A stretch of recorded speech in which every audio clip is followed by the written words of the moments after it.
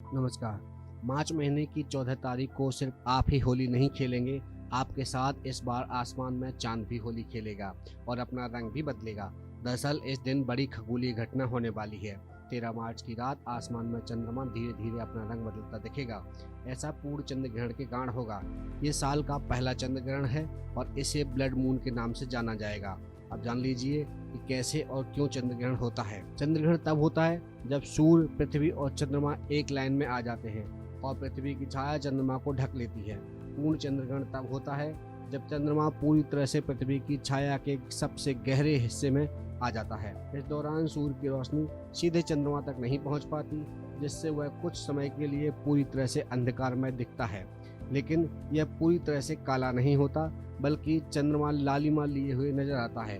यह रंग धरती के वातावरण से गुजरने वाली सूर्य की किरणों के कारण बनता है और इसे ही हम ब्लड मून के नाम से जानते हैं या ब्लड मून कहते हैं। इसे ऐसे समझिए कि जब चंद्रमा पृथ्वी की छाया में होता है तो सीधी सूर्य की रोशनी उस तक नहीं पहुंचती, लेकिन पृथ्वी का वातावरण सूर्य की रोशनी को मोड़कर यानी रिफ्लेक्ट करके चंद्रमा तक पहुंचाता है।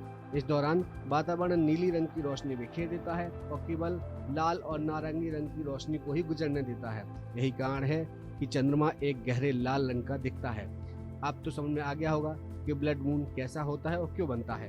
अगर इस दौरान वातावरण में धूल, धुआं, ज्वालामुखी से निकले कण अधिक होते हैं तो चंद्रमा और भी गहरे रंग का लाल या तांबे के आकार का दिखता है।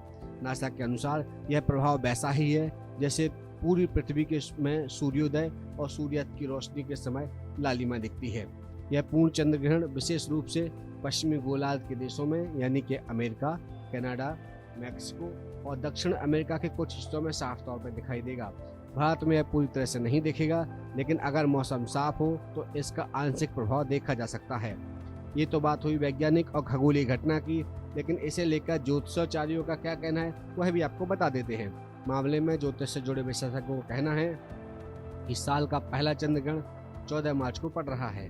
चंद्र ग्रहण को मध्य प्रदेश में सटीक समय 14 मार्च को भारतीय समय अनुसार सुबह 9:30 बजे यानी 9:27 से काउंट किया जाएगा, जो कि उसी दिन दोपहर में 3:30 यानी 3:30 बजे तक माना जाएगा। दरअसल इस दौरान ग्रहण की जो पूरी अवधि है वह 6 घंटे से ऊपर की रहेगी और इसे सूतक काल कहा जाएगा।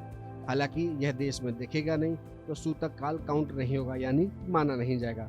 कुल अवधि 9 घंटे के आसपास की रहेगी। ऐसे में यह बात आम लोगों में कन्फ्यूजन ना हो कि चंद्र ग्रहण के सूतक काल माना जाएगा या होली पे इसका असर क्या पड़ेगा। लब बोलो आप ये कि चंद्र ग्रहण का असर कितना और कैसा होगा। गौर करने वाली बात है कि भले ही 14 मार्च को साल का पहला सूर्य ग्रहण पड़ रहा है, उस दिन होली भी है और 9 घंटे का सूतक काल भी लग रहा है, लेकिन चूंकि यह चंद्र ग्रहण भारत में नहीं दिखेगा और जब चंद्र ग्रहण दिखेगा नहीं तो सूतक काल भी नहीं माना जाएगा या नहीं माना जाता है। यानी आपके सारे शुभ काम बिना किसी व्यवधान के पूरे होंगे।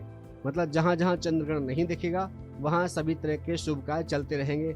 इसलिए होली पे इस बार के चंद्र ग्रहण का भारत में कोई असर नहीं होगा।